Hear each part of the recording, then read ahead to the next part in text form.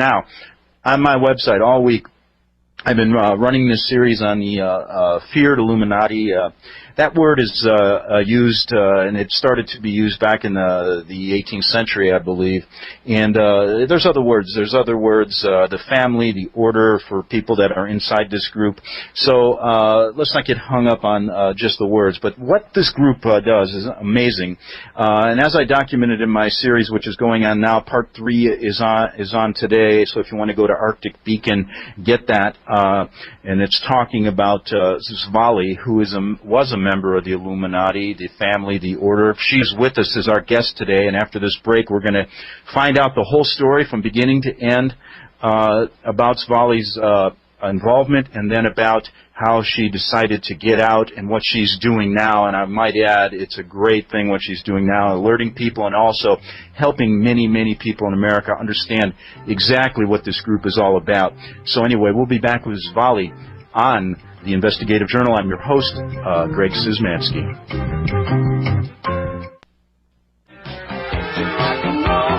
Okay, we're back. It's 8 minutes after the hour, and we're going to get deep inside the Illuminati, the family, the order. We have a guest that was involved with this group, born into it for over 30 years, and her name is Svali. Svali, are you with us? Yes, I am. Well, it's nice to have you here, and I know you don't give radio interviews, and I really want to thank you because I think it really does help the American people understand about this secret organization that you were born into. So I guess before we, I guess we can just start from the beginning and tell us, right from the beginning, you were born into this from wealthy parents, and tell us about your training in this group and when you were a young child and then up into your orientation at the Vatican. Go ahead. That's a pretty broad area, though, Greg. I mean, that could take hours, if you know what I mean. Yes, but if you could just outline it for us. Yeah. I mean, I was born in the group. I was born in Germany, came to the U.S. very young, and basically went through all the training that the group, all members of the group do undergo training to different degrees, depending on the role. By the time I was a teenager, I was a youth leader, and by the time I was 22, I became the youngest member of Leadership Council in San Diego County. And at that time, I was a head trainer. I was the 6th trainer. I eventually moved up to the 2nd position. Mm-hmm. And when I was 12, I had mentioned with you the ceremony at the Vatican. That they really do make all leadership in the group undergo at some point. Now, basically when you were growing up, I remember you told me that you were instilled at a young age. You were born to a very wealthy, well-to-do family. You moved back to the States. You were told at a very young age you were special. You were chosen. Correct? Well, they tell everyone in the group that they're special and chosen. And, in fact, that's one of the things that made me very cynical when I was older is that, you will never meet a person who's an Illuminati who's not been told and programmed for years that they're special, they're the only one that can do things for, quote-unquote, family. But I was told, yes, I would do great things for family one day. And the reason why I guess I can filter some of this with an objective view is I know what my role in the group was, and it was over quite a significant number of other people. So I don't evaluate my role or specialness within the group, not so much by what I was told, but by what I did. So you reach the age of 12, and then you're told by your parents you're going to an induction ceremony in the Vatican. Can you tell us how that happened and what occurred at that ceremony when you went there? Okay. This isn't easy to talk about, as you know. When I was 12, I was flown over to Germany, and I was I'll call him the German father's house over there. And there was some preparation for a few days beforehand, and I was told that there would be a very important ceremony, and it was considered a sealing ceremony at that point. And basically, I was told a little bit about what I was expected to do during the ceremony. When we got there, we went to the Vatican. There's underneath the Vatican. There's a large room that I described to you when we talked before. It's it has 13 catacomb chambers leading into it with and what they do is they, as you go down these steps into the room, you can see that it's almost circular, and so they're all around it, and they bring out the mummies from the catacombs, and they set them beside each one, and they say that the spirits of the fathers watching over the ceremony. And during the ceremony, there was a large table in the center of the room. It was on top of a huge golden pentagram, and they had a ceremony there. You know, they. Okay, now how many other children were with you being inducted into the family or the order, as they call it? There were 2 other children at that point, and there were several adults too. Okay. See, the church also brings in adults to swear their allegiance too. Just so you know, I was told, and I don't know if this is true, but if you rise to a certain position within the Catholic Church hierarchy, you do have to go through that ceremony as well. Okay, so you're down in this room with your parents weren't present. No. The German father and the French father were. Yeah. Okay, and at that point, tell our listeners what you witnessed. Well, there was a table. It looked like dark glass in the center of the room. I mean, it was made of stone, but it was very shiny and dark and black. And it may have been something like obsidian or onyx. I'm not sure. You know, I'd have to. That's the only time I've seen stone like that. And it had like around the corners, they had like these gold, I guess, channels that you know, to collect fluids. And little boy was in the center of the table and drugged. I think he was drugged because he was very quiet. He didn't move or say anything during the ceremony. This was a little 3 or 4-year-old boy. Yes. Correct. Yeah. And then they continued to go ahead. They continued to do a child sacrifice. Yes, right in front of you. They did. Yes. Yeah, I told you about that before. Yeah. Now afterwards, quite what a unbelievable experience for a youth. I mean, for a 12-year-old. I mean, I just what went through your mind? I guess when that happened. I mean, I was terrified. I mean, I was absolutely horrified. I can't describe the terror you feel when you go through something like that. And do you remember the words they were saying as this was going on? The man was in scarlet. He was speaking in Latin, and basically he was saying, you know, please accept the sacrifice, you know, on this day. But then, you know, and then he said the sacrifice will seal the ceremony, and then he did it. Again, I was so terrified that. Have you ever been in a situation where your heart's racing, but you can't do anything, and so you're just kind of sitting there and you're kind of like fading in and out? That's kind of. I can remember as a youth being frightened, but I don't think I've ever. No. All right. Well, gone through anything quite like what you. Yeah, imagine your heart rate going up to about 220. You can't move, so you're kind of shaking, but trying like not to show it. Mm-hmm. And it, I mean, it was horrible. And I was keep thinking inside, I can't wait it's over. I can't wait. I mean, you don't say this, but inside you're just kind of saying over and over, I can't wait till it's over. I can't wait till it's over. I can't wait till it's over. Afterwards, the man in scarlet, he had a huge golden ring on his hand, and he came over to the center of the room, and he had each of the people that were swearing that day. I had to go forward and kneel before him and kiss his ring and swear my allegiance to the new order, to the new world order, until my death. Now, at that point, you are escorted out. Yes. Yeah. After the ceremony was all over. I mean, the other people also did theirs as well. You know, they had to swear their allegiance too. And then they were what, the same age as? They were the same age as you? The 2 children were, but there were also 3 adults that went forward and did the same. And afterwards, we were told, may the same to you or worse occur should you ever break this oath. So it's basically, imagine at that age, what's and you weren't really prepped for this, were you? I mean, you were told there was a ceremony, but nothing. You didn't expect anything like this, from what I gathered talking to you. It was very difficult to go through, just because the sense of horrific oppression down there, too, was the worst. I mean, I've gone through some ceremonies in my life in the Illuminati. You do go through them. But I have to say that in my experience, this was the worst, just because I can't explain the amount of darkness in a room like that, just of pure evil.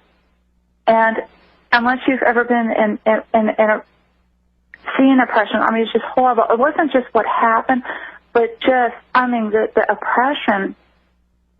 And I'm a Christian now, and I know the difference now between when there's evil present, oppression, or when God's love is present and joy and peace, which is the exact opposite of what was in that room. Now, you know what I find quite interesting about this? About 25 years ago, I was a reporter and a freelance writer in Rome, and I spent 6 years there. I walked through the Vatican many, many times, hundreds of times, covered the papal addresses, things like that. And during that time, I was there during a Vatican scandal, which involved the church bank and other things, members of the Illuminati, the Freemasons. I was approached by a woman on Via Veneto. I'll never forget this. Rome's a small town, and people knew I was covering stories about the secret societies, things like that, because I had to ask people. Well, this woman came up to me and told me similar stories. She wasn't quite as specific because she couldn't handle it. She would break out crying. Yeah. And had tried to commit suicide twice because she couldn't get out of the Illuminati. She was a member, she was, again, born into it, a very wealthy northern Italian family. And she told me basically the same ceremony took place with her. And so when I started talking to you, I wanted to relay that to you and to also relate to my listeners that I heard about this 25 years ago from a woman by the name of Maria and many other people, several other people in Italy that I talked to. I was never able to locate, or really, probably for my own safety, never find out what happened. But again, Svali's corroborating a story that I heard about 25 years ago. We'll get back after this break with this incredible story about a member of the Illuminati who's now out of the group and safe on the Republic Broadcasting Network. Okay, we're back on the Investigative Journal. I'm your host, Greg Szymanski. We're talking to Zvali, a member of the family, the Order, the Illuminati for over 30 years. Zvali, you leave the induction ceremony. You walk out into the Vatican courtyard, and what do you leave with one of the fathers, I believe. What did he tell you then? At that point, he just told me to never forget that, he told me that I performed well during the ceremony because I didn't scream or, pass out or anything like that. So he said you did very well, and he was pleased. And then we went and stayed at a home nearby, a local. It must have been a local person. I didn't know them. We spent the night there before we went back to Germany. Okay, and what about the other people during the ceremony? How did they handle themselves? Do you remember? I'm going to say, unfortunately, I'm so, and when you're in that kind of situation, the last thing they're thinking about sometimes is what the other people are doing. I was just so trying to not, lose it myself. And that I do know that, no one screamed or shouted, or anything like that. Everyone was quiet. I think to say dead silence is, unless the person was spoken to, is true. Or unless they had to go forward and kiss the ring. Let's move on. I think the question I wanted to ask you, and this is such a wide subject. I've had a chance to talk to you a number of days, and I've done some stories about it. You go back home. You're 12 years old. You said you were schooled into 12 disciplines. So your life begins, and now you're in some type of organization that isn't. That is very different than what most people experience.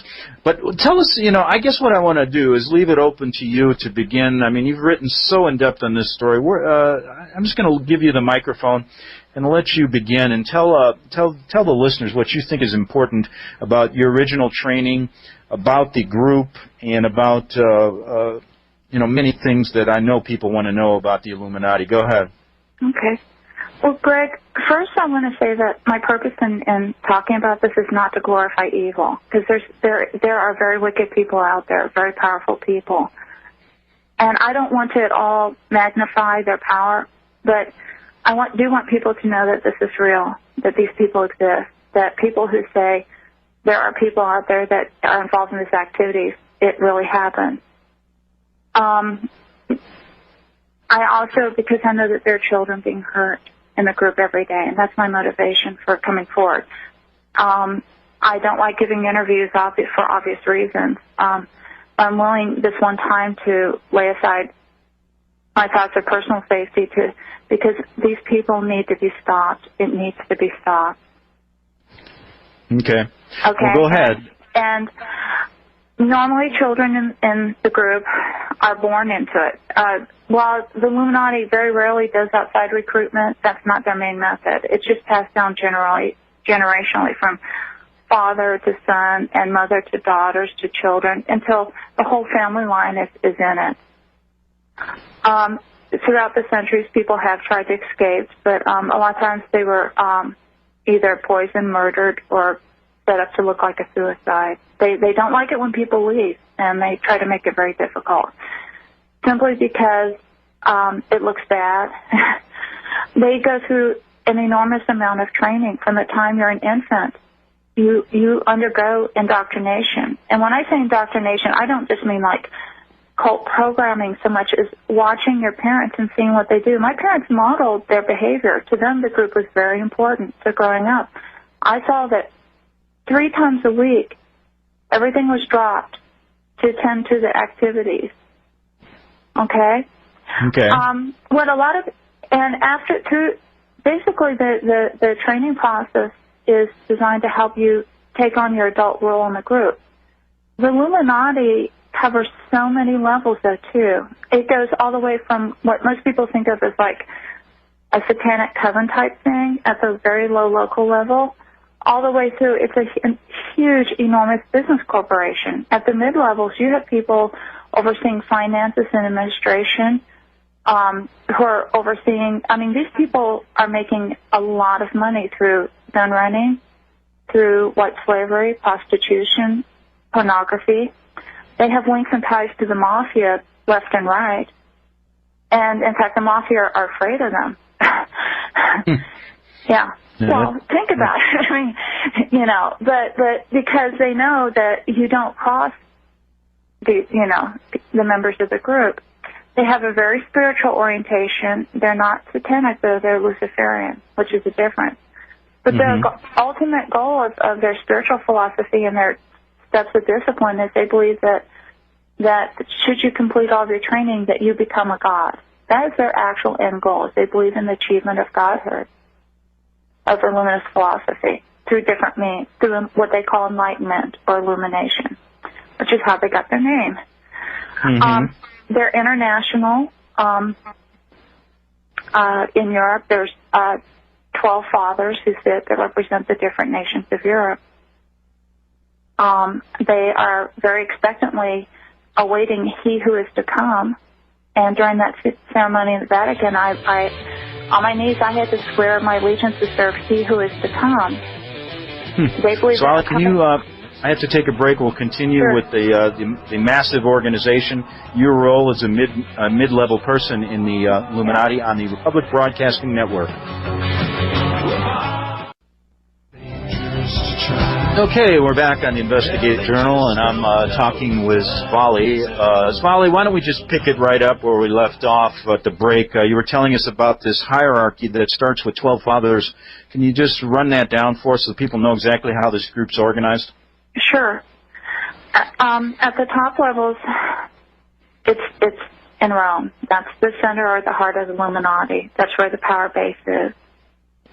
And that's why all leadership must wear fealty in Rome, because that's considered the core of the spiritual center of the universe, is how they view it.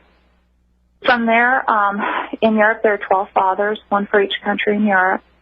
When I was younger, too, I had to also meet with the fathers at one point and kiss their rings and go through another ceremony of allegiance to them as well.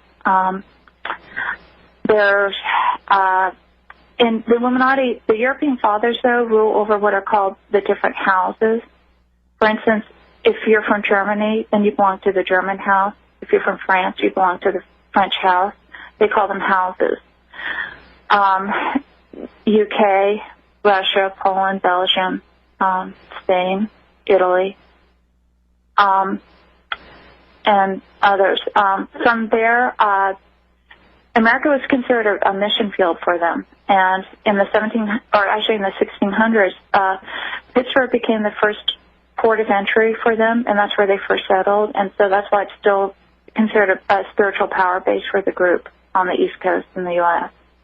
You know, and I did want to mention one thing. And a caller or a listener, a reader of your stories, sent me an email, said, Greg, check into the reason why President Bush, right after being elected, went to Pittsburgh and talked to a Masonic group there. I found that quite interesting. Go ahead. Yeah. Oh, yeah. No, I mean, it's the spiritual power base for the group. From there, it spread out, of course, to the Atlantic seaboard and then throughout the nation. And while the nation is divided into many regions, multiple regions, 7 main regions, the East Coast region has its spiritual power base in Pittsburgh, but the administrative power base is in Alexandria, Virginia. That's where they administer the finances or the day-to-day operations. The West Coast, or the West region, or west of the Mississippi, has its power base in the San Diego area. And that's where you spent a lot of time, correct? Yes. I was sent from the Alexandria Council, sent me to San Diego to help them out. Okay, go ahead. Let's see. Those are the two, of course, main regions, and then each of those regions are divided into sub-regions. And so then you have your regional council sitting over those and overseeing activities. I mean, if you can think of the structure of a large multinational corporation, that's really how the Illuminati is structured. Then beneath each of the regional councils are your local councils. They call them sister groups or your local councils, and then you have your local groups under those as well, or what they call the sister groups. So any major metropolitan city could have anywhere from 5 to 15 groups, depending on the size population base. Now, you were saying that how many people are in this group in America, about, from your estimate of knowing a lot of this stuff? Go ahead. Pure Illuminati, I'd say about 1%, give or take. So it's a fairly big organization, correct? Yes. Oh, yeah. Now, they're, just in their goal, basically, just give us the broad overview goal, and then I want to get into some of these, your role in it, and some of these ways that the Illuminati makes money that you learned about. Go ahead. Yeah. When you say to rule the world, it almost sounds laughable, like, yeah, right. I think people get ideas of, like, thinking in the brain, wanting to rule the world, but really that is their goal. They believe that they are the intelligent leaders, and they believe that the rest of the world are sheep who need wise. They see themselves as wise leadership, so they believe that their goal is to rule the world. Mm-hmm. I mean, but at the same time, they have ways of doing this. Their main methods of doing so are behind the scenes. They believe in infiltration of the media, of education, and of government. Those are the 3 areas, and of the financial system. And they've successfully done quite a bit of all 4 throughout Europe and the U.S., as well as other countries. Now, you said that you're basically, the Illuminati is divided into about 6 or 7 different groups, and everyone is born into a group. Can you outline what those groups are? Well, no, it's all one group, but it just has different levels, Yeah, that's what I mean, like the sciences, the government. The Illuminati is divided into different branches of learning, and these branches include sciences, military, government, leadership, scholarship, and spiritual. Those are the 6 branches of learning. And while all children need to undergo some training or teaching in each area, as they get older, they begin profiling you from infancy, and they know where your aptitudes and abilities are. Then you really go into, most people specialize in 1 branch or possibly 2 branches of learning. And you were involved in what branch? I was heavily involved in sciences, and also to some degree I did some spiritual as well, but mainly sciences. Just to backtrack 1 minute, these 12 disciplines, as a child you were rigorously trained in this, correct? Yes. Okay. And what were those disciplines? I mean, if just you don't have to go through each one of them, but what primarily were you taught? I think the best way would be to just give you an example of just one type of training that they do. Okay. When I was 2 years old, I was left in a room for probably a 24-hour period. When you're that age, it's hard to estimate, but it was a long time. I know that the sun did go around at least once. You know, it wasn't just like a few hours. And at that age, when you're 2 and you're left completely alone without food and water, you're terrified. And at the end of the time, I was just dying of thirst. I remember I've never been so thirsty in my entire life. And my mother walked into the room, because a lot of times they have the children, you know, or the parents as train the children at these early ages. And there was a table in the middle of the room, and I'm sitting at, and she sits at, and she brings me this cold pitcher of water, and she starts pouring it. I said, "Mama, I want a drink of water," and she slapped me out of the chair. And I remember crying, and I'm like, and as I'm crying, and she's drinking the water in front of me, then she leaves. She takes a pitcher of water, and a couple of hours later, she came back in and did the same thing. I said, Mama, I want water. And she slapped me, across the room. And after this had happened about 3 times, luckily I was bright enough that by the 3rd time she came in, I remember crying silently. I just looked at her. I didn't ask. And after she got up and left with the pitcher, then a man came into the room. He said, "You did very well that time." And then he gave me a drink of water. And I've always, that was part of the learning not to want stage. And looking back on it, I realize now as an adult that the purpose of that training was to teach me not to recognize my own physiological needs and respond to them, but to look to outside people to tell me what I wanted or needed. Now, you basically, you told me that you led kind of a dual life in the Illuminati. That's basically how they function. They have a day job, and then at nighttime you're quite busy sometimes with the cult's activities, correct? Yes. Okay. What I wanted to get into, if you were talking about these groups, I remember I mentioned to you, you said you had meetings 3 times a week, and I said, well, what about if I wanted to go and visit? Maybe do a story about them. What would happen, or would I be able to find one of these meetings that were going on where in your area of Escondido? Well, no, because of the security measures. And you really don't want to show up unannounced at a meeting if you could get through their security, because chances are you would never make it out alive.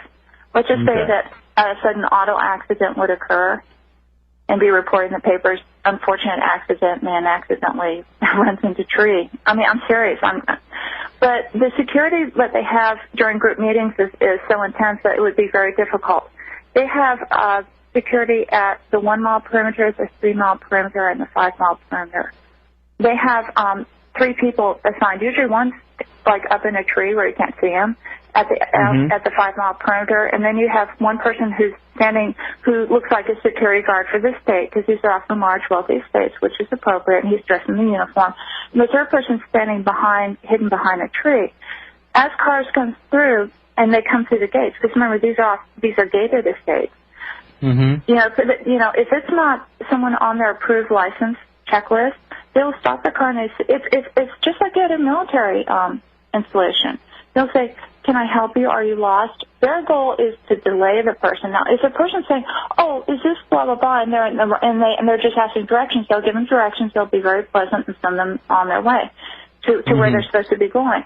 But if they are acting as if they want to go further into the state, and this is not an okay person, then they will say, "All right, well let's he could say he's not expecting you. That's a code word. That tells a person either up in the tree, hidden, or else hidden further back.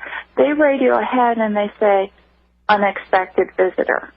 At that point, everyone has been trained to pick up and leave immediately within 5 minutes. No traces of the activity.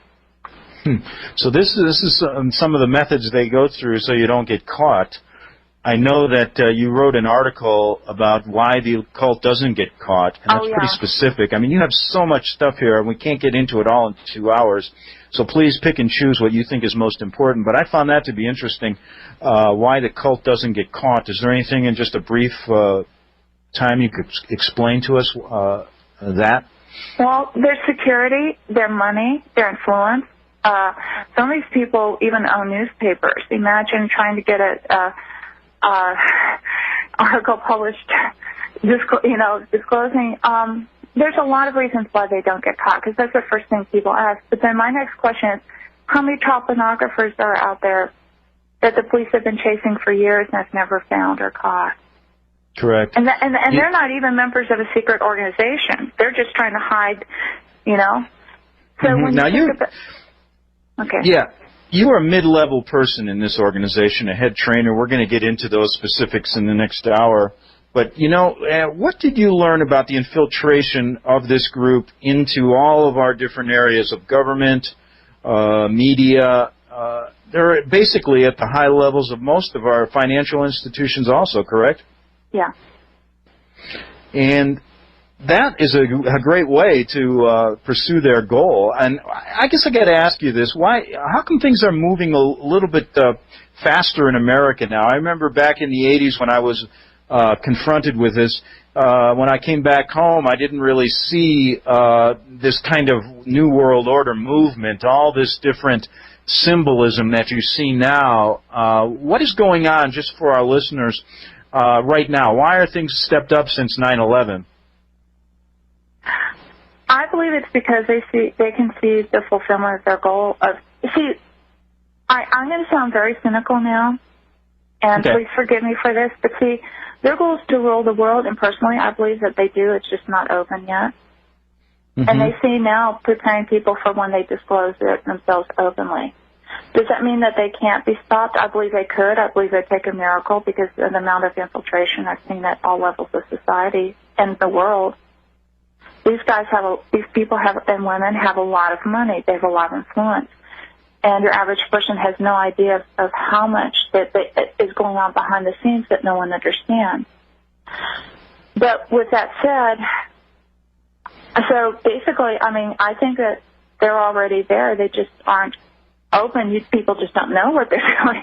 If they did, I think the average person would be horrified to know how much is going on behind the scenes that people really don't know.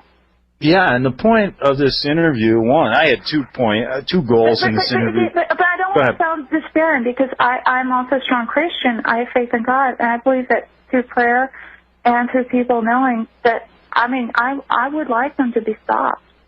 I just don't know at this point, how do you take on the financial institutions of the world, the major oil enterprises of the world? That's the question. Yeah, it's a difficult question. Now, you're in the mid-level of this group. You worked your way up to a head trainer, correct? Yeah. Now, what did you learn? Before we get into the specifics, you outline in some of your writings the big money-making, the ways this group makes its money. Can you go over and outline some of those methods?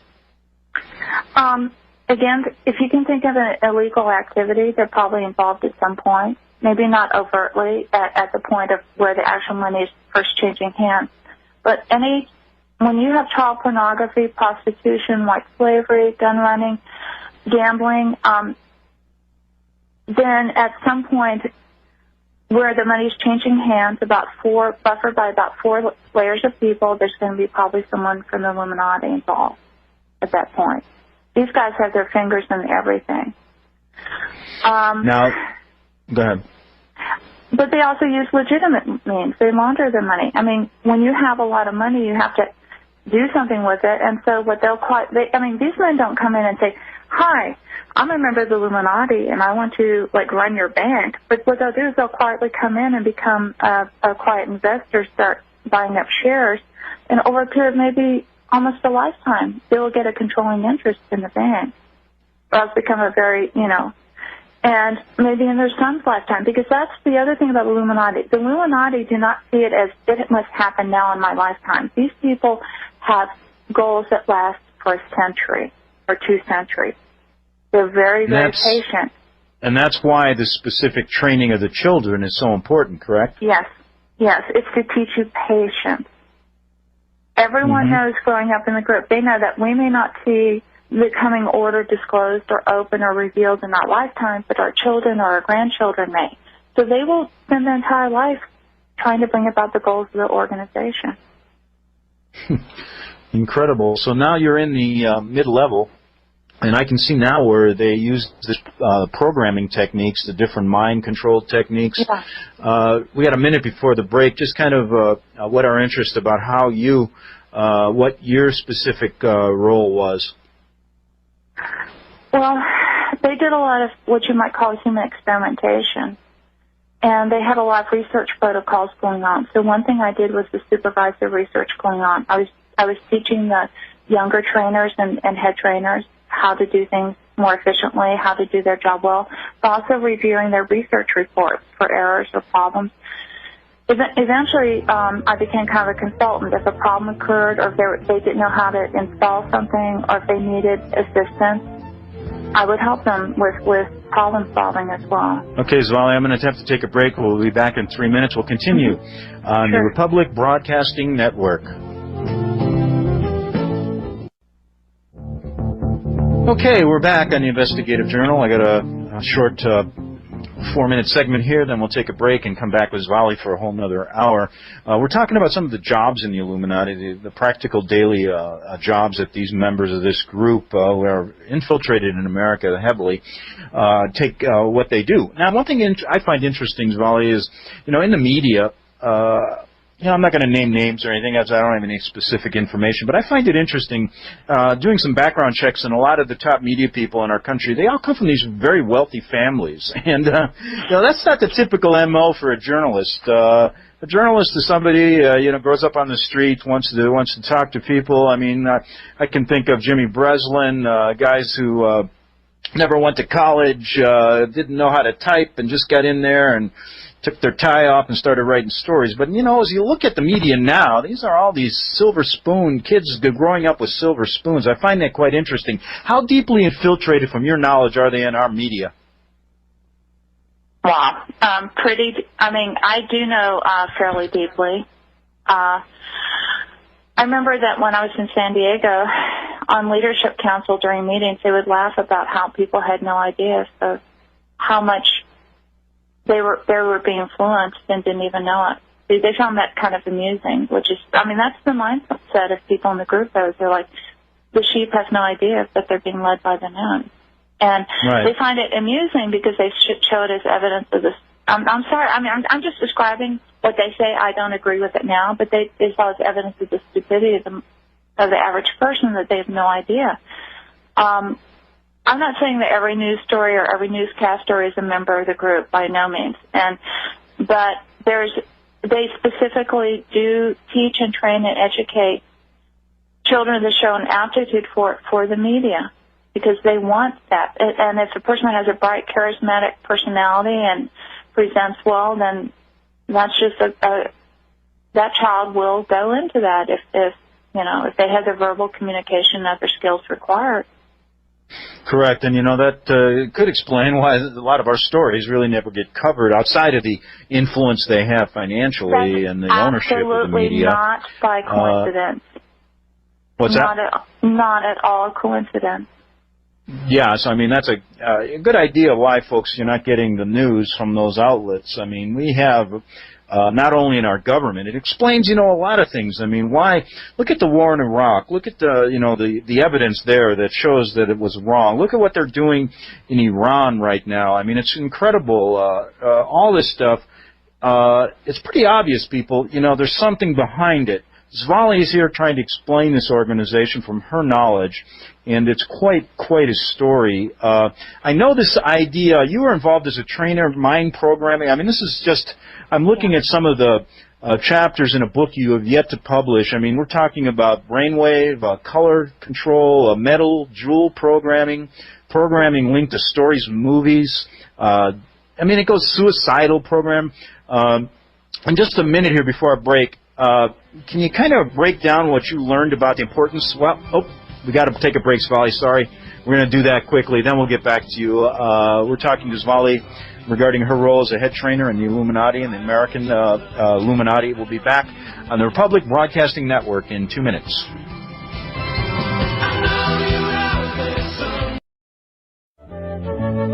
Okay, we're back on the Investigative Journal. One more hour, we're talking to Zvali, and she was a head trainer in the Illuminati. Zvali, what type of programming do they actually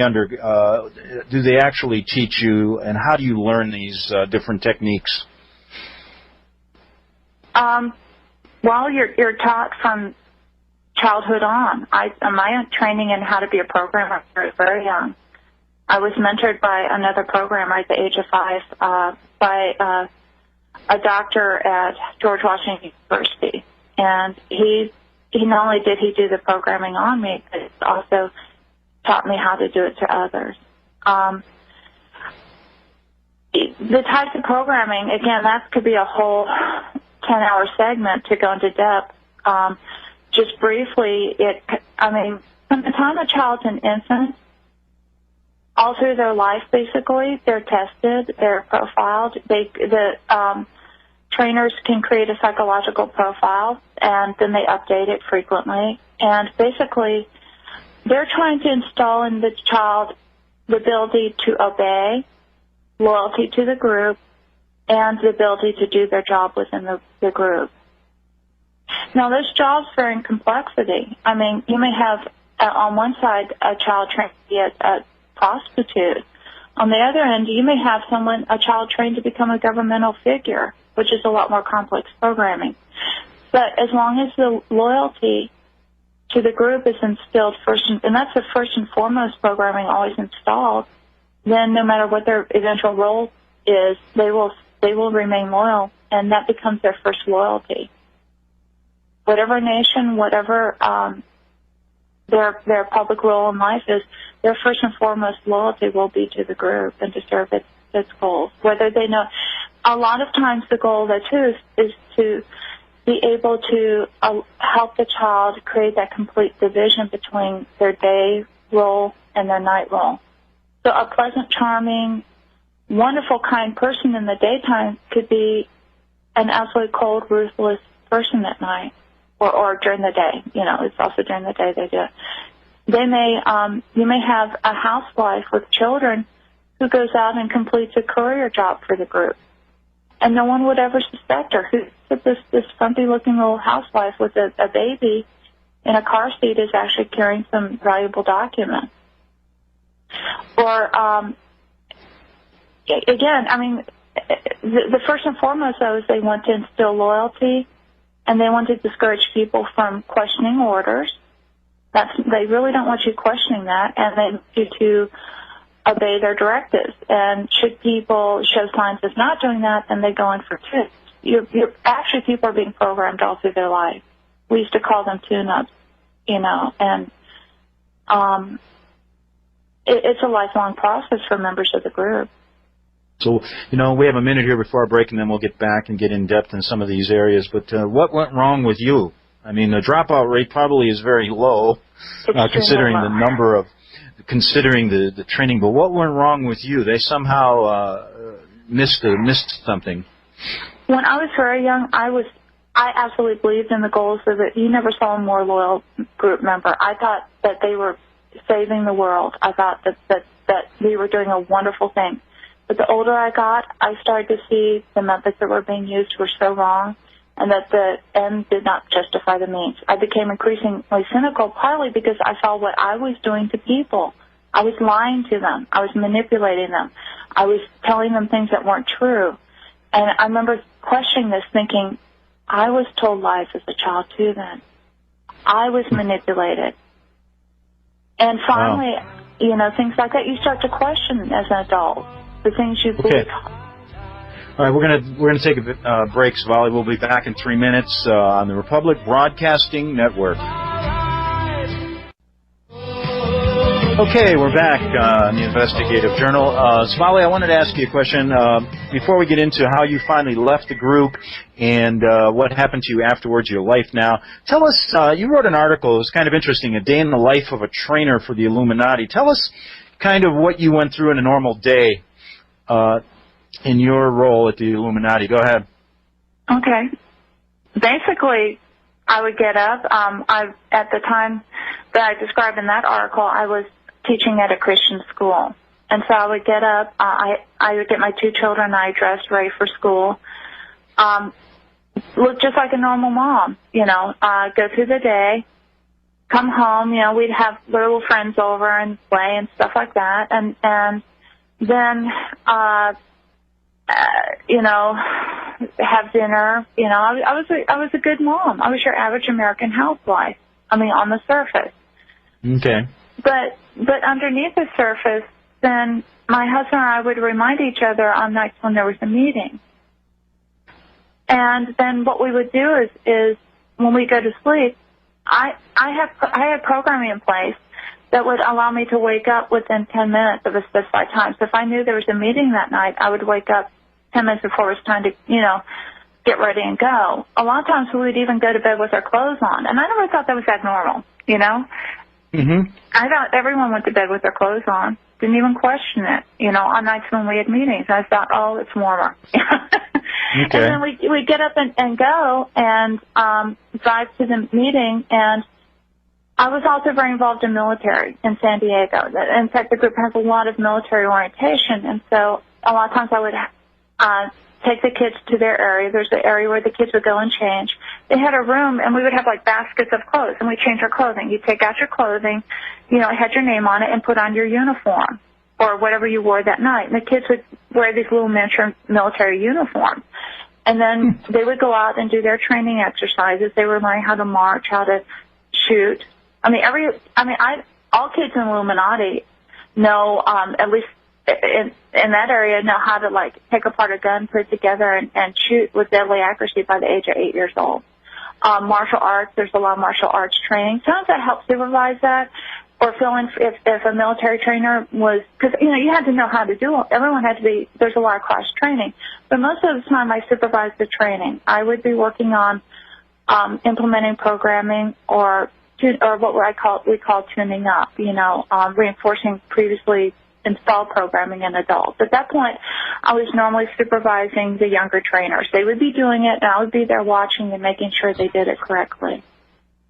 Or else I would be also evaluating, like, whether sometimes every once in a while we'd be working on something that was somewhat experimental, and then I would be taking a more active role, assessing the person's responses to the new protocol, recording it, and if there was any difference between established parameters for that protocol or expected responses, you know, I'd be flagging that. Give me an example of someone that you were working on. How would they be introduced? What would be the reason? Are they in the military? How does someone get sent to you? No, these were all members of the group. Oh, okay. In fact, I can tell you that in San Diego, 20% of the active members of the group were active military. Okay. Okay, and think military intelligence. Think high-ranking officials, colonels, commanders. My ex-husband was a lieutenant commander in the Navy, getting ready to become a commander, okay? All right. These are not stupid people. So you're basically involved in working on the programming of the members involved, too? Yes. Oh, yeah. Okay. No. We didn't program people that weren't members of the group. You cannot install significantly traumatic mind control programming in a person who is not a member of the group. Now, there are certain, now what you can do is what we call passive programming, which is basically through media means. You know, you can set if someone's watching a television program, they go immediately into alpha state, everyone in the group, I mean, even a baby in the group knows that because these people are very much into behavioral psychology, and that's a trance state almost, a very relaxed state where messages can be implemented. And that's why I very strongly suggest people be very careful about the TV shows they watch. That's all I'll say about that. But no, you cannot take an adult who's not a member of the group and do what we did to them. They would go psychotic or they wouldn't survive it, probably. They wouldn't be able to psychologically handle it. Tell us some examples of what you were doing, program techniques.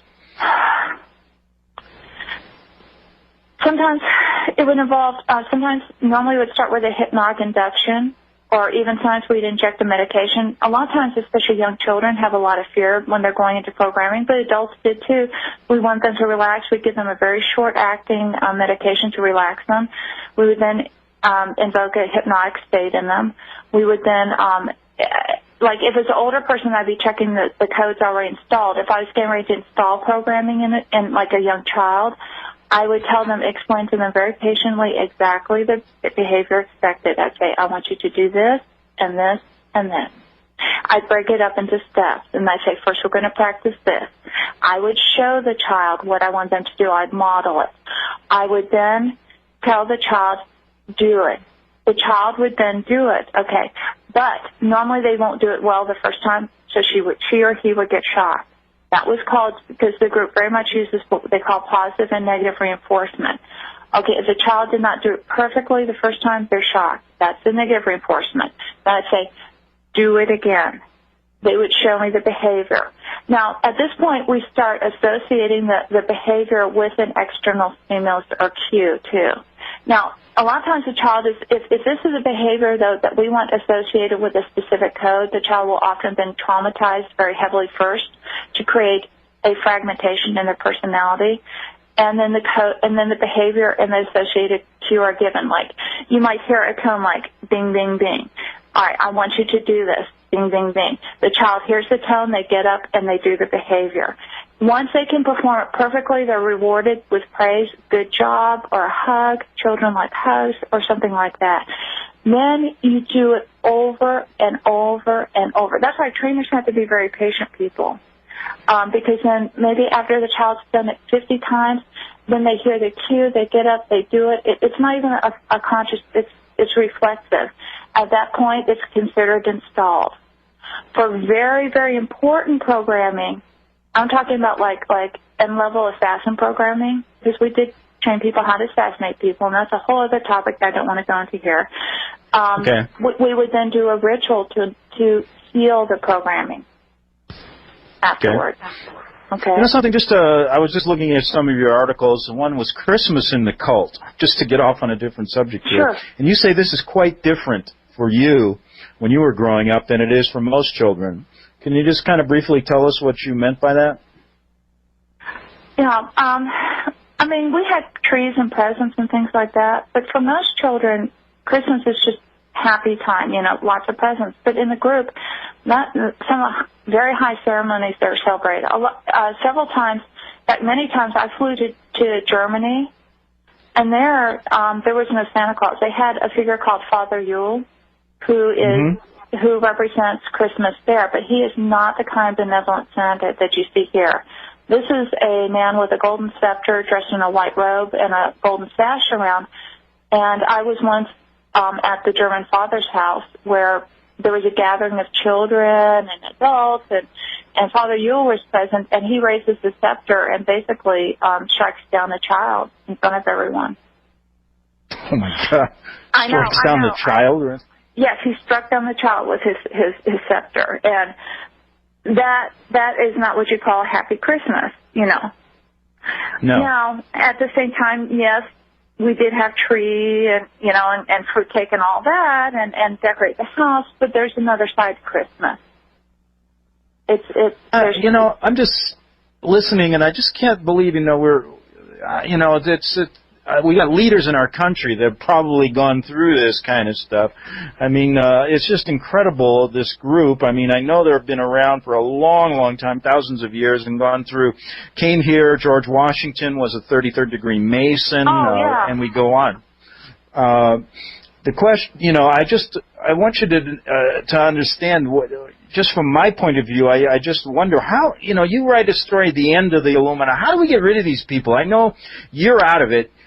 You couldn't take it anymore, but do you think we can inspire more mid-level people to just leave like you, so they have no one to do this kind of insidious, crazy programming and lifestyle? What do you think?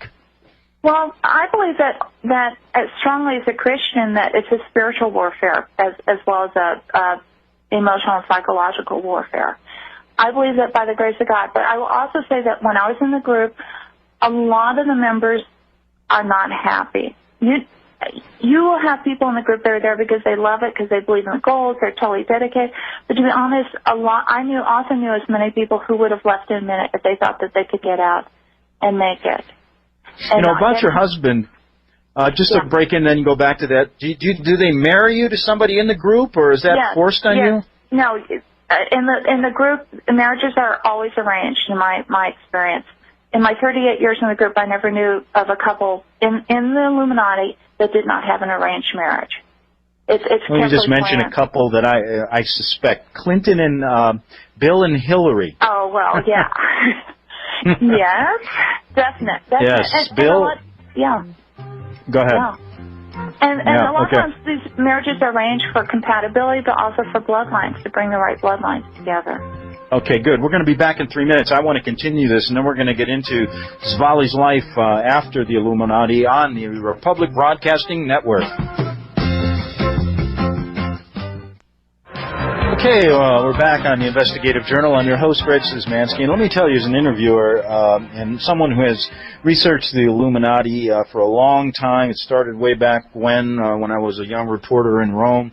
It's a whole different ballgame when you're actually talking to someone with experiences like this. It takes it out of that realm of what is quasi-fiction fact into the realm of reality, and it's really shocking. And I'll be honest with you, this is a story that, folks, you have to listen to, because this is going on in our country. All the things you're seeing regarding our rights being taken away, the police state, the war in Iraq, 9/11, all these things have to do with this powerful group. And Zvali, we're talking about mid-level people, then we're going to talk about some of the lower-level people. I'm interested who they are. But I imagine a lot of these, you said they weren't happy, but a lot of them probably stay because it's it's a very lucrative way to live. I imagine you from wealthy families. Oh, yeah. In fact, and that's the main thing that's one of the factors that keeps people in. The reason more people don't leave is because leaving means giving up your husband, your children, your entire family on both sides, your money.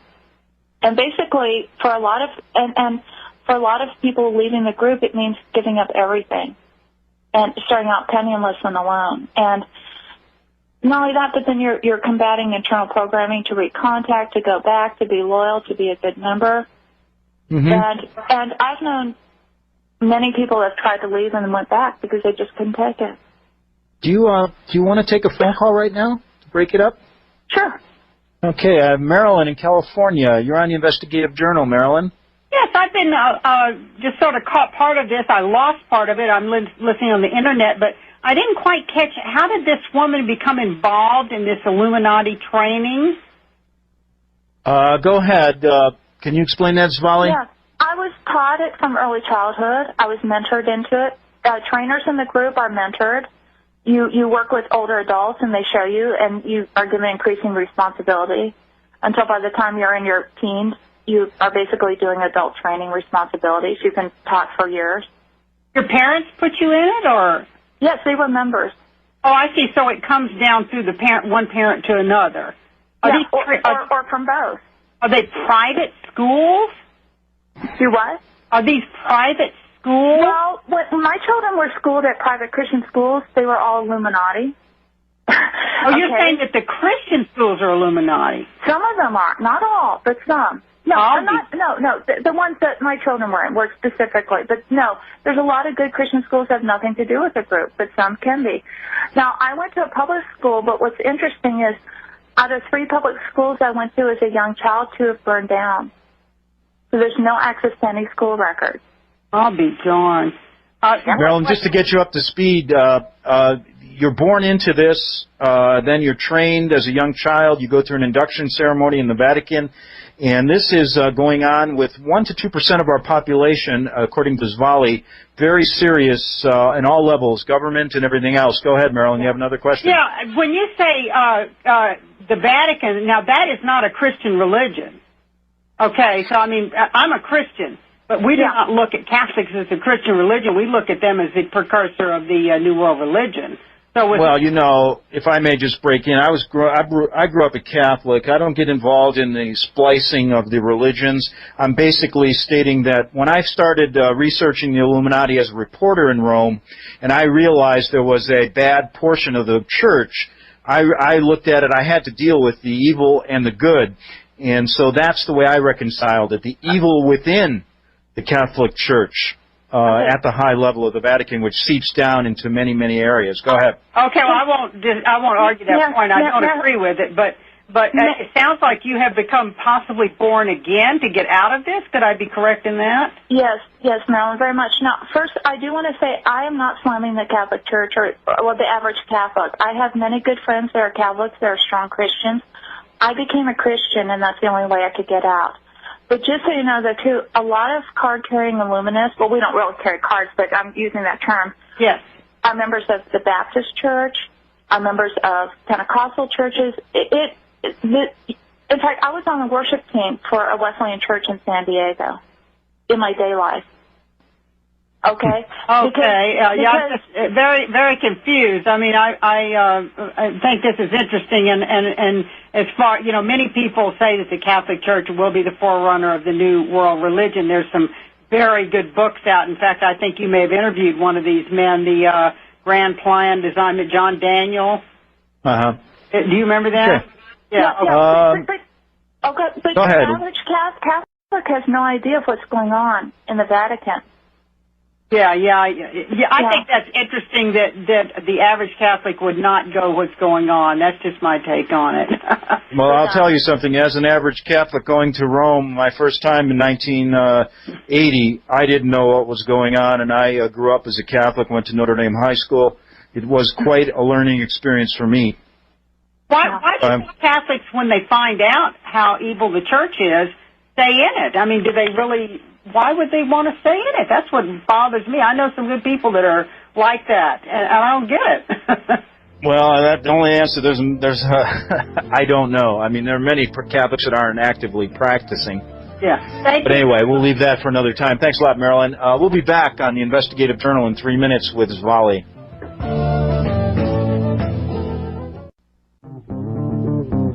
Okay, you know, they're not going to get me, that's for sure. My house is anti-illuminated. It's not going to happen, folks. And, you know, just to end that, Svali, before I get back to you, just to end that conversation we had with Marilyn about Catholicism, I look back and I really thank my dad. And I do it in kind of a way, I'm just thinking about it now. I didn't know what the church was about, but, you know, something strange did happen when I was young. My mom died, and I was 10 years old. My brother was 6 months old at the time. She died of leukemia. It was a very, very tragic affair. It left my dad and me and my brother alone. And I remember my dad literally took a priest, a head Monsignor in our parish, and it was, I won't even tell you where, St. John Brebeuf, right outside of Chicago. And this man came into our house, I'll never forget it, and said that he was going to put me and my little brother in an orphanage. And my dad literally picked him up and threw him out the door, literally. And from that point on, my dad never went back to church again. My brother never went to a Catholic school. I, of course, asked if I could finish only because I had friends there. But, you know, who knows what would have happened, looking back on what's the craziness that goes on in the church. But anyways, while you were talking about, you know, something, these people that do not want to get out because of the financial ties. But let's go back when you were in the Illuminati, and how did this happen? How did you finally leave? And tell us this whole story about you leaving the Illuminati. We haven't touched on that yet. Sure. Well, I do want to say one thing that I agreed with Marilyn on. Without faith in God, I couldn't have done it, because I became a Christian, and that was for me revolutionary, because it made me question again more of what I was being taught or had believed all my life. began to realize that what I was doing was wrong. I became increasingly cynical. And I also then started standing up to the head trainer in the county who despised me because he would do things that were just blatantly cruel for no reason whatsoever. I'd say, you're wrong. Well, people don't like that. And he took it out on me in a lot of horrible ways. I finally made the decision to run. I ran to another state because I knew that my chances of getting out while still staying in that area with people I knew, surrounded by people who were in the group, was not going to be very good. So I went to another state. You had to leave your family and everything, right? Everything. Well, my children were with their grandparents, and at that point I thought that was better than them being with my husband. And I was going to go get my kids. But my husband then called, and he said, I want to reunite with you. And I said, okay, that's wonderful. And I said, but you have to get help. You have to get some treatment because we can't go on. You've got to get out of the group. And he said, okay. He said, I'll pick up the kids and meet you in a week. So, the day before he called, said, I'll be there tomorrow, blah, blah, blah. And so I was excited thinking, oh, he's getting out. That's wonderful. Instead, he had gotten the kids several days before. He was lying to me. I didn't know it. I'd gone to a judge, and the day that he was supposed to arrive, there was a knock on my door. It was the policeman serving me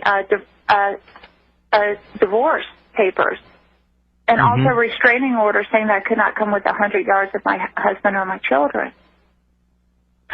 And at that point, I felt slightly punished for leaving the group. I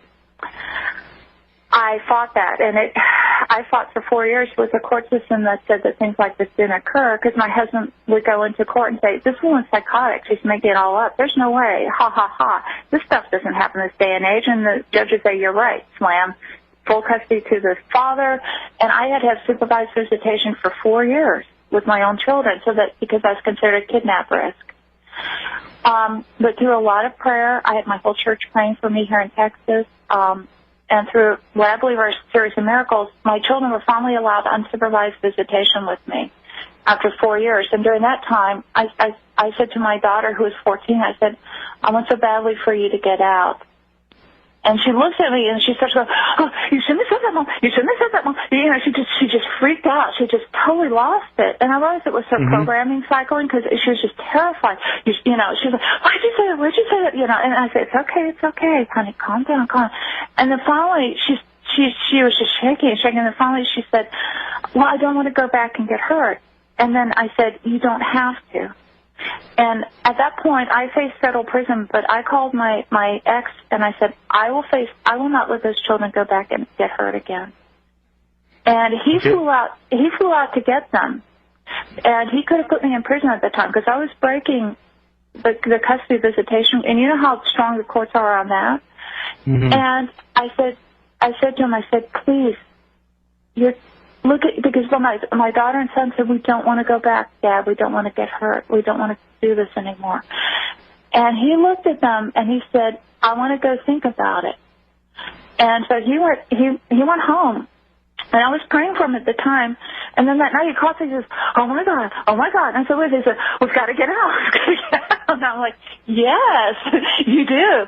And and then he said, he made the decision to get out. At that point, he went to a notary public. He gave me, and he did a legal document, gave me full custody of my children. And then he said he was so sorry for it. He put me through the HELL. He put me through for years. Now, have you had any reprisals from anybody in the group since you leaving, or any warnings to keep quiet or anything like that? Yeah, of course. And there's one time when I did write one article that named some specific dates and times, and I got hurt afterwards, and it made me very cautious. And that's why I don't give a lot of radio interviews, and why I don't do a lot of this. That's one reason why. I appreciate this because, the number of people you're going to help by maybe waking up the American people, what's really going on. Sometimes it's you can wake up many more people by a person like you than talking about 100 million different generalities. Let me take a call. Chris in Washington, you're on the Investigative Journal. Hi.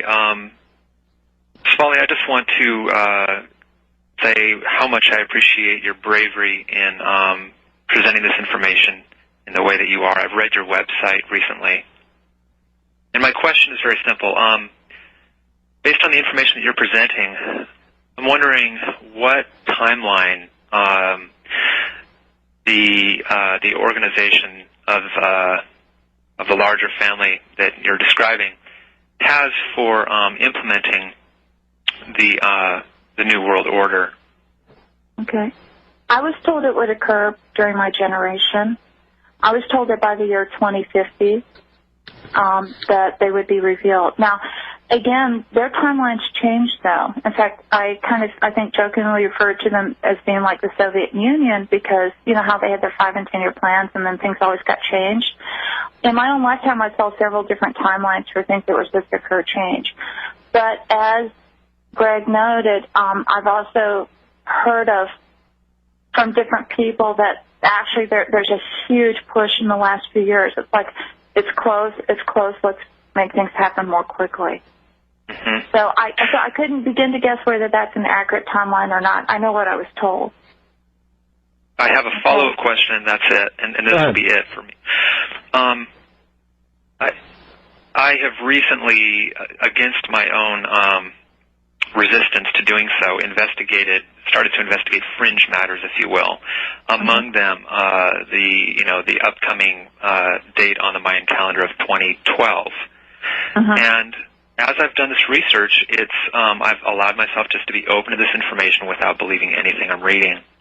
And one of the ideas that's presenting itself is that around 2012, not just according to the Mayan calendar, but many other theories out there, that we will be undergoing, as a planet, a revolutionary shift, if you will, of some kind or another. And I'm wondering in the back of my mind if there might be any kind of race against the clock on that scale, if you will, especially if we're talking about a potential spiritual warfare, using your words in play here. Do you see a possible relation there?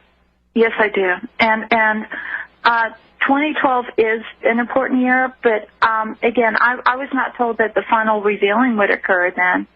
But I believe that what will happen is there will be events taking place that will help to set the stage. There's going to be, I was told, and again, I'm telling you what I was told while a member of the group, so please take it with a grain of salt, because as I know, these people aren't always honest or trustworthy. They are deceptive, but I was told that there would be an enormous economic collapse prior to the revealing, that basically the stock market would destabilize. Well, that appears to be already happening. Yeah, and well, and it's. I was told it would make the Great Depression look like Sunday school, and at that time, it's going to be. They're going to really be manipulating finances to bring about chaos, confusion, warfare, and then. I mean, but see, I don't like to be so negative. But I am telling you what I was taught when I was in the group. You know. Well, I appreciate it. Yeah. And I'm sure we all do. Yeah, and so... You're a great voice. Well, thank you. I mean, I appreciate that very much. But out of this chaos, they said, would come order. See, the group believes that out of chaos comes order. Well, as far as I'm concerned, I'd rather just, let things, Svali, these guys want to bring down this country financially, whatever way possible. And right now, your voice is important in that. And, Chris, I really appreciate you saying that because we want to stop these guys. I mean, come on. Let's get American people to get together and just put an end to this. We have a powerful group in numbers. We may not have the money, but we can take it back. And I don't want to be bullied by these kind of people. That's my feeling. Yeah. Let me take another call. Harper in Canada. Can you hear me? Harper? Hi. Yeah, go ahead. Okay, great. Yeah, go ahead. Great, thanks, Greg. And Svali, I read your expose when it came out on Suite101.com a few years ago, and I always wondered what happened to you because you vanished from Suite 101. So it's great to hear about you. A couple quick questions. I'll make them real fast. First is the term Moriah conquering wind. I'd never heard that before or since I read it in your expose. I wondered if you could elaborate on that term a little bit. I also wanted to ask you if this cult, as far as you know, claims to or believes to derive any of its heritage from Atlantis or any other lost civilization. Okay.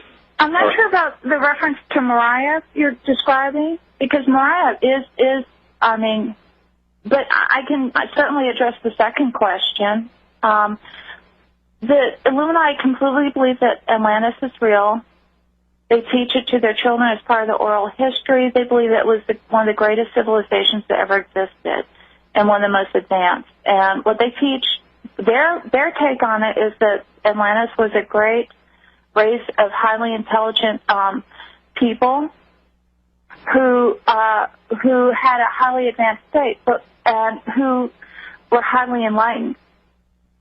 And what they teach the Illuminati children is that then this prophet of the enemy, who is the prophet of God, came and foretold their destruction if they didn't change their ways, because they were definitely occultists. They were Luciferian on Atlantis. I mean, that was the religion. And in fact, a lot of the advances that Atlantis enjoyed was passed down to them through supernatural means, is what I'll say.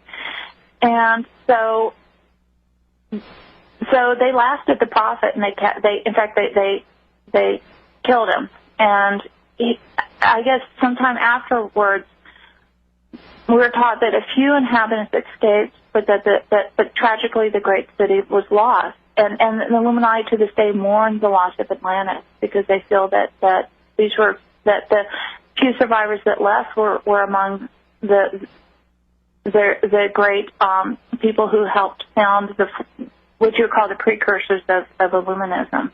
One more quick question, if I may, and I wanted to ask you if you have any reason to believe that the people, men and or women at the top of the pyramid, so to speak, practice a kind of magic where they are kind of skipping through time. In other words, yes. Leaving one body, leaving a solar spirit, leaving one body and coming and being born into another one, and therefore, living through time.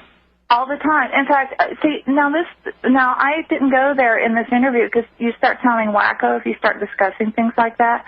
But in the spiritual side, they very much teach things like time travel, traveling out of body, psychic battling, things like that, things that cannot be explained by logic. And I saw things that I cannot explain through human intellect or reasoning that were highly supernatural and involve all of that and more. Okay, great. It's a pleasure to speak with you, man. God bless you. Thanks, Harper. I think we have Dave Wilcox called in. I think you know Dave through emails. Yes. Zvali. Dave, you want to say hello, and you have a question for Zvali? Sure. Zvali, it's great to have you on the air. I'm really glad you decided to do it, so thank you very much. Oh, thank you, Dave, and it's good to talk with you. Yeah, I feel like you're an old friend. I've been reading your stuff for so long, and you share so willingly and openly about yourself. It's a real honor to be able to speak with you in person like this. Well, go ahead. Well, Dave, you may have something you want to say to Zvali. Go ahead. Sure. Question? I think one of the things I'd really like to have covered here is you shared with me in an email recently about the stages of enlightenment that they try to guide people through. Yes.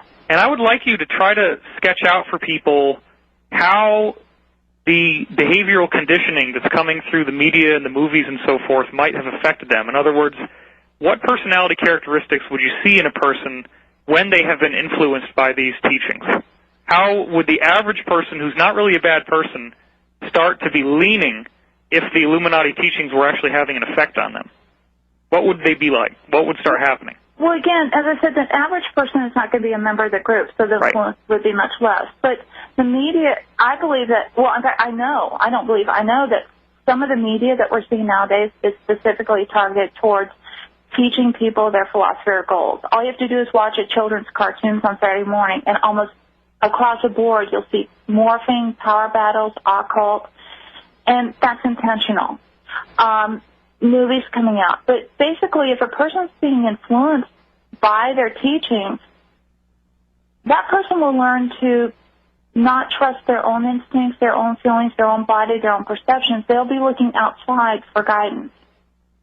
Second of all, they will be leaning towards a heavily occultic worldview.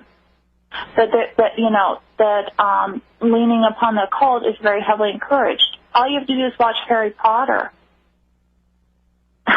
Yeah, I mean, the whole idea of the... I mean, not to slam one of the most popular movies, but yes, I mean, or The Matrix. If you want to know pure Illuminist philosophy, The Matrix shows it. Oh, yeah. The entire... Right down with Morpheus being broken down with the injections, and they said that it's like hacking a computer. Yeah. Okay, Exactly. we're going to take a break. We'll come back with our final segment, Big Finish on the Investigative Journal with Zvali on the Public Broadcasting Network.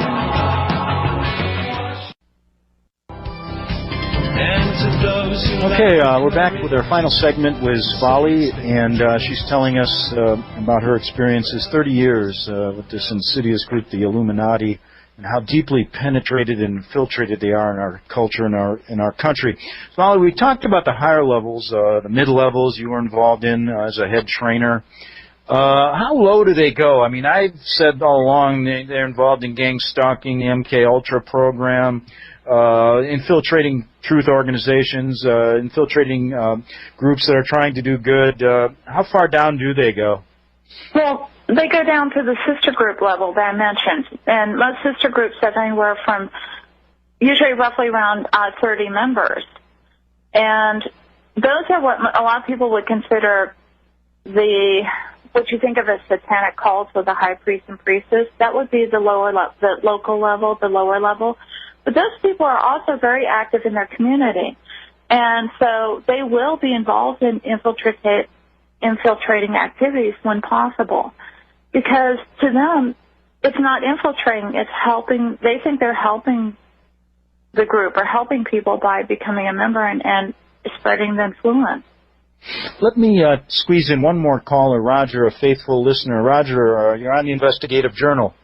Yeah, thanks. I had so big a question and so little time, but maybe I just squeeze it. Got a couple of minutes. Yeah. Really try to work it in, Roger. Yeah, well, you'll enjoy this first, and that is I recall when Charlotte Iserbeat was here on the local Clear Channel radio show, and the host was, of course, dismissive of an Illuminati agenda. It was great to hear Charlotte say, "You're telling me my own father was a high," and she, of course, was a first or second fiddle secretary at the Department of Ed. And she said, "You're telling me my own father on his deathbed was telling me, you go get him, girl." And he was one of them. And so that was great. Anyway, my question was towards the philosophico-religious motivators, if you will, which you've been dwelling on. And I've been trying to form it up into a more cohesive integration. Try to make it quick. We're running out of time. Go ahead. Yeah, to expose the ethos of the, it's like the neocons serve as the pseudo-intellectual rationale for the Illuminati agenda, and I don't presume that it turns on such fine distinctions so much as it is a bare-knuckled lust for power. But everybody has sort of a worldview that's they use to justify their actions, and of course it's a most unconservative, humanistic social engineering agenda on a far larger scale. And now, you mentioned about these people are basically, and it's rare as hen's teeth. Quick, Roger. Yeah, that's not oxymoronically both spiritualist and occultist, and also what do you call a hardcore rationalist, or maybe that's just for public consumption, right? I know there was a question there somewhere, Roger, but anyway, thanks for calling. I only got a minute. I got to finish with Zvali. Zvali, tell us in your own words, you got about a minute or two left here. You went forward, you came forward, you're now living a life completely away from them. What's your hopes of the future in our country right now?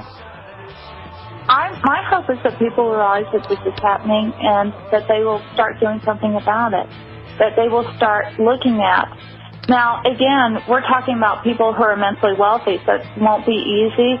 But if people could rise up in prayer and just say, this isn't okay, if people will become informed enough to want to learn more about it, be aware that it exists, and then possibly pray that people will take action against the things that are happening. Because okay, Zvali, we're all out of time. We're going to end on that prayer. I really thank you for coming forward. You're very courageous. We'll talk again. And I'll be back tomorrow on the Investigative Journal. Same time, same place. Goodbye.